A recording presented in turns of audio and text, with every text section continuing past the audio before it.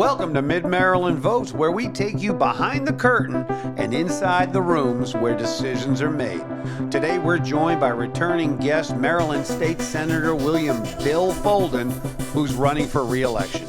We go inside the 287G program, protecting whistleblowers exposing fraud in our government, and the lack of leadership from Governor Wes Moore, which is resulting in cabinet staff leaving in droves. Now let's get into it. Welcome to Mid-Maryland Votes. I am your host, Mark Flynn. With me is my co-host, Ethan Lowen. And we have a very distinguished guest tonight. We have Senator William Bill Folden. Thank you, Senator Folden, for coming to the show tonight. Of course, glad to be here. Thanks, guys.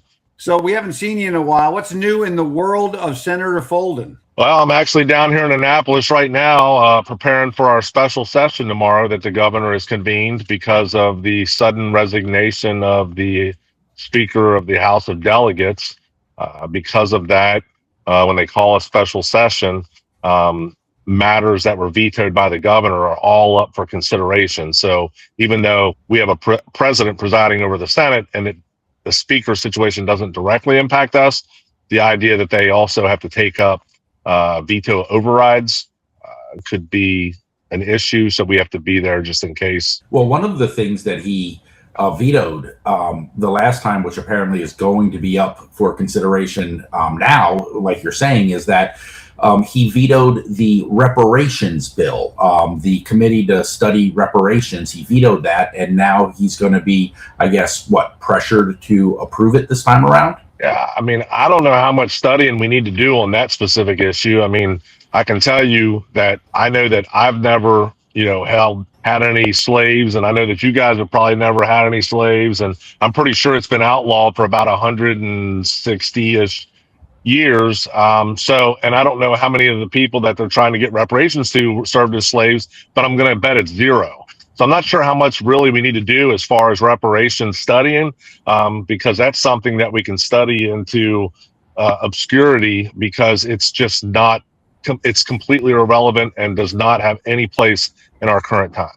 And not only is it irrelevant, but this study that they're talking about will have to, of course, be funded if it's approved, which means Absolutely. Lots of money for lots of people to sit around in a room and talk about how much injustice there is in the world. Yeah, and then they're going to want the state taxpayer and me as a taxpayer and you as taxpayers and others for us to pay for people that, again, were never slaves. And I think slavery was a terrible time in our history, but it is a part of our history, and it's important for us to understand and understand that our history of an evolving country, and we've gotten better. But to go back 160 years and now try to, fast forward and give reparations to those that were never slaves from people who never held slaves is completely irresponsible. And a lot of what these various studies seem to do is we learn more and more about kind of the circular nature of the nonprofits getting funding from the government and then sending money to politicians who are going to approve more funding. It seems very similar with these sort of studies, where really it's just money going to nonprofits to provide income to a specific group of individuals based on their political ideology. And it's really just a circular thing that keeps the money rolling into a certain group. And it really isn't anything more than that. Yeah, and I think that's a great point, because it's that same type of, I'll just say, reckless ideology at times that has really added to our deficit that we're facing as a state, where we continue to do and study these things or fund these nonprofits. The crazy thing is right now we're asking for specifics on how much money has actually been given to nonprofits over the past couple of years, and we can't even get a solid number. That should be concerning for any taxpayer. Any taxpayer should be able to ask their government officials, where's my money going? Where is all of our money going? Because at the end of the day, it is all of our money that funds some of these crazy ideas, if you will. But at the same time, those monies fund our infrastructure, our education, our highways, our law enforcement, our first responders. So there's a lot of things that go into this that are very, very important to the security and safety of our communities. And we should be holding them accountable and asking those questions and getting the answers. Yeah, and I recommend that any one of our viewers or listeners does a simple Google search for nonprofits, corruption, and salaries, and just Yeah. look at the numbers, and ask yourself: are these nonprofits really benefiting anybody other than the enormous salaried members of the nonprofit itself? And the people on the board, right? The people at the top. Exactly. And with one of the other things, of course, that has been discussed is the governor's office has come out with kind of the budget. And one of the things they mentioned is on top of the deficit of $1.5 billion, but there's also $700 million in what they're calling deficiencies. Is that what you're referring to when you're saying kind of this lost money in the system? Is that what these deficiencies are? Is that how much money is lost? No, I mean, there is some of that. Some of the concerns are, and I've been, I just wrote a letter to the Attorney General's office and the U.S. Attorney General's office, Pam Bondi's office, and was asking for them to investigate. So I had whistleblowers coming to me from certain departments who were sounding the alarm on waste, fraud, and abuse. This is the thing, that we encourage all employees of our government to recognize and report, right? So when these people are trying to come forward with this through their own employers, their employers are basically penalizing them. They're disciplining them. They're moving them along to shut up. That's not okay. We should all be concerned about waste, fraud, and abuse because, again, it's all of our monies as taxpayers. So when I kept asking the questions for like 2 years. Where's the money? Where's the money going? Specifically on MDOT, the Maryland Department of Transportation. Where is the money going? I had a list of certain project codes that I was giving to the governor's staff. He says they weren't getting to him, but his staff had it. I was trying to meet with him to let him know that there was this waste, fraud, and abuse happening under his watch and to give these people whistleblower protection. And then, a short time ago, 2 months ago, not even, our own auditors, state auditors, found $440 million of where they had tried to duplicative billing to the federal government, which is what triggered me writing the letter to the DOJ because it involves federal dollars. And I was like, it's certainly within your purview to investigate this. I don't trust the Attorney General to give an unbiased investigation. And I want this looked into because at the end of the day, it's all of our monies. It's all taxpayer monies. It's all funds that we need to be dealing with. There needs to be accountability for it. The interesting wording that was used in the auditor's findings was that it was intentional and deliberate. My background is law enforcement. If you do something intentionally and deliberate that is defrauding our taxpayers or our government, that's a crime. So if that's in case, I found those words to be very telling, and that we need to be investigating them and holding them accountable. And if need be, they need to be terminated and held accountable. And the worst part is those words indicate that there's a lot of other fraud going on that's just flat out incompetence. Yeah, I mean, there's a lot. I mean, there's a whole separate part of MDOT that's losing money, and we're trying to ask the question. So I'll keep you posted on that as it comes out. And and as we see the news, from coming from Minnesota and Ohio and this incredible fraud that's been going on out there. I mean, there was many warning signs and many people trying to blow the whistle out there as well. And their governor, Walz, he did nothing about it, zero.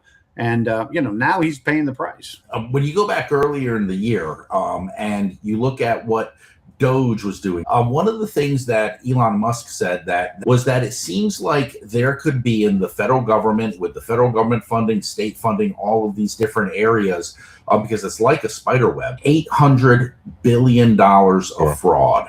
And that covers everything, of course. But that would mean that a state like Maryland would, like you're saying, would involve hundreds of millions of dollars of fraud involved in our state. Now, when you say that there are consequences that these whistleblowers are saying is coming from their employers, or I guess you're referring to the government agencies, what kind of consequences are you referring to? I mean, they're being transferred, they're being shushed, they're being moved out, they're being harassed at that time because they're trying to sound the alarm, and nobody wants to have it. Apparently, the alarm sounded under their watch.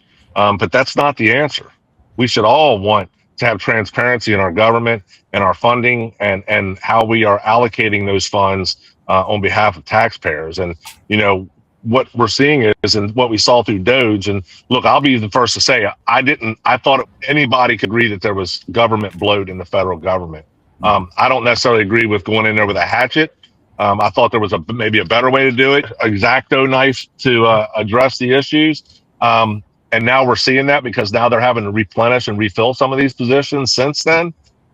However, it did bring a significant, a very bright light onto some significant funding concerns. When you look at like that USAID, there's a lot of taxpayer dollars, and we're in our own deficit, really, in the United States, not just Maryland. We can't run our homes the way the federal government and our state government is running. We just can't. So we need to do a better job of that, and accountability is important, is at the highest of concerns. You mentioned earlier that one of the high-level people in the Moore governorship cabinet has resigned, and this seems to be a trend in his cabinet. What do you attribute this to? I mean, I attribute it to just failed leadership. I mean, performance is a direct reflection on leadership, and when you've got people, when you're bringing in the most woke ideological people, Schiraldi was a train wreck from the beginning. We sounded that alarm. We told the governor, we pleaded with him, please don't hire this guy. He's a radical. He's going to be terrible for our juvenile services, our juvenile justice system. He didn't listen. 2 years later, this guy just spiraled down, and now we're seeing that he was, creating false numbers and false narratives to support his ideology, and now this guy gets brought on by Mom Donnie. I mean, what? That's insanity. But that's what New York wants. But we had Secretary Wiedefeld, and he got, he resigned and moved on his way.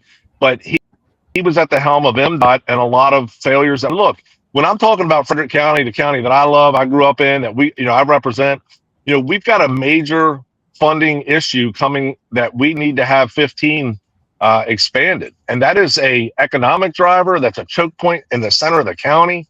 And when we're talking about fraudulent billing and fraudulent dollars with MDOT, that puts that project at risk, and that's not okay. And all over the state, these transportation issues are popping up. I mean, the same thing needs to happen on I-81 in Washington County. Yep. Local roads are going 15 plus years behind in maintenance, and yet there's money just being siphoned off in all these other directions. Ultimately, how do we deal with it? Is it a matter of bringing in the federal government to lay down the hammer, so to speak? Is it something that can be done internally, something that the legislature, such as you and the Senate, can deal with? How do we fix this? Yeah, I think we need to ask and require strict accountability on all these fundings when they're laid out. 81's a great point at 70. Hagerstown was always called the hub city because it used to be the big central railroad hub. Well, now it's become the hub city again, and they're rejuvenated because now they're the e-commerce hub with Amazon and Google and all these places building up there. It's becoming another part of the e-commerce generation that we're dealing with. So they've had this revitalization, but we don't have the roads to accommodate all the extra truck traffic that's going into the different Amazon facilities and those areas around there. So yeah, we've got to do better. But it's also about, when we're seeing these trends, it's also about holding the accountability measures and working collaboratively with these private partners to understand, look, you're increasing this truck traffic by X amount percent. You're going to have to help in this revitalization of this area to have a successful, enterprise moving forward. And it's no different than even with like the whole data center thing and the NPRP and the issues we're dealing with there. We shouldn't be allowing basically, for all intents and purposes, an extension cord to be draped across our beautiful landscape that for high power voltage lines that are going to Virginia and Old Dominion, and Maryland's going to see, or Frederick County's going to see less than 3% of that energy. The governor should say enough, say stop. Virginia, Old Dominion, build your own power plant. You're not going to put power lines, high voltage power lines, and drape them across our beautiful landscape of Maryland. That's just not okay. And that can happen. The governor has that ultimate authority, but I'm not seeing him do that yet. And I'm concerned because he should be doing that, because right now, Maryland, we have our own energy crisis. We have our own issues with energy, and we shouldn't be allowing someone to build a $550 million power line, that's no taxpayer dollars, but is going to be passed along to every end rate user in the system. That would include us. MPRP. We did an actual a whole episode on it and explained it. And one of the interesting factoids about that is that it doesn't benefit anybody along the route whatsoever. And it's by eminent domain. They're trying to take land from farmers and other persons all the way from Pennsylvania down to Virginia. But there's a lot of money exchanging up there, so I don't know what's exactly funding it, but I can tell you this, none of it benefits Maryland whatsoever. The District 14, we asked to stop that.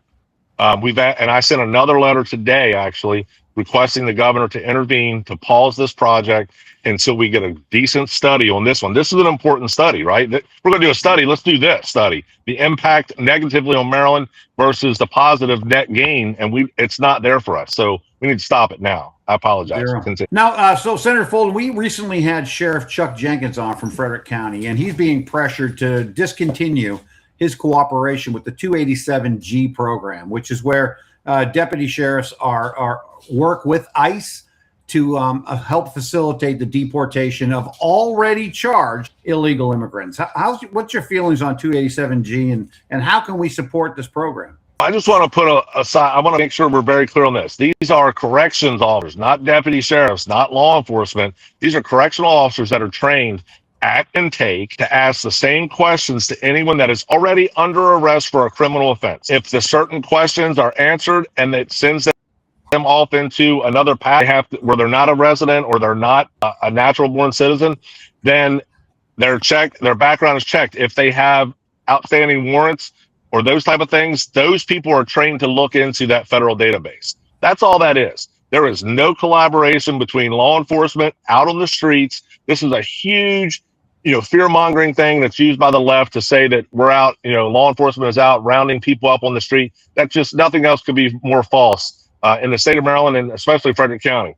Sheriff Jenkins is probably one of, if not one of the oldest 287G programs. He runs a solid program. His is the jailhouse model.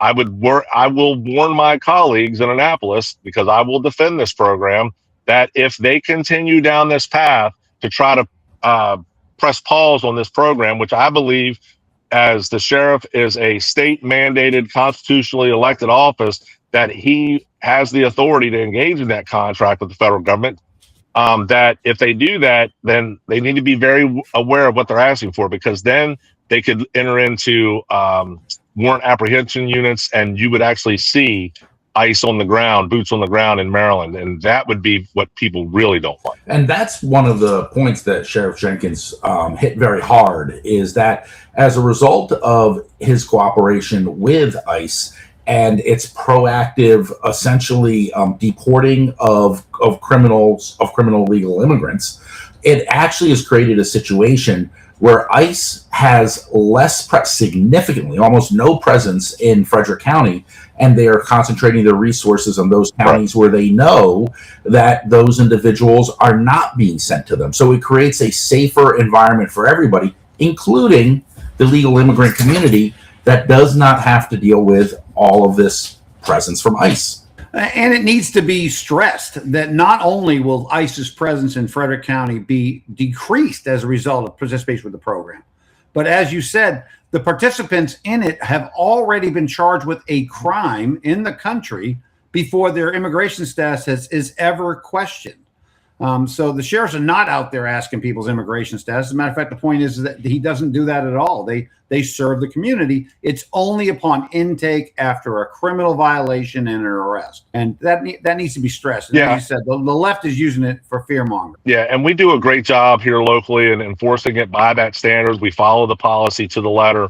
They're not out there rounding them up. They're not out there asking people on their immigration status, and then, I'll close it up on this part, which is the Democrats did a really bad thing because of this program, and they shut down, they voted this dignity, not detention measure, because they weren't going to allow anybody held under an ICE detainer to be housed in any Maryland detention facility. So because it's a federal program, they started moving these people to Alabama, Texas, Oklahoma, all these other places. And now the people, while they're detained, waiting their hearing, aren't even able to communicate or have an in-person meeting with their family members, because they've already been moved because of this program out of the state. Silly. Well, one issue that is very local to Frederick County and is coming up as an issue right now is the Adamstown Data Center, which I believe is having a large community meeting just tomorrow. Do you have, what is your take on the Adamstown Data Center and that controversy? So the Adamstown Data Center, look, these are great questions. There are concerns. You know, they're looking at the overlay. Oh, man. Well, that was Senator William Bill Folden, who we've unfortunately had some technical difficulties and we lost, but what a great interview, huh, Ethan? Absolutely. So some of the topics that he covered were fascinating to me. And when he talks about the cabinet posts that are being vacated, I highly recommend our listeners look those up, because there is a mass exodus from the hierarchy of the Governor Moore administration. And ask yourself some questions. Why? Why are these people who are either competent or incompetent leaving in droves? And it's always the norm for cabinet positions to leave various times throughout an administration. But this year has been highly, highly unusual in the number of cabinet levels that have cabinet members that have left the administration, and it coincides with quite a large decrease in the drop in popularity ratings for the governor. So it does beg quite a few questions, and when it kind of ties into what the senator was saying as well, with questions about these deficiencies in spending, these double billings, the things that absolutely have at least the fingerprints, the hallmarks of fraud, waste, and abuse. It begs many questions. Right. And Senator Folden has been a longtime senator here in the Frederick and Hagerstown area, and he deserves people's support for sure. What a great guy.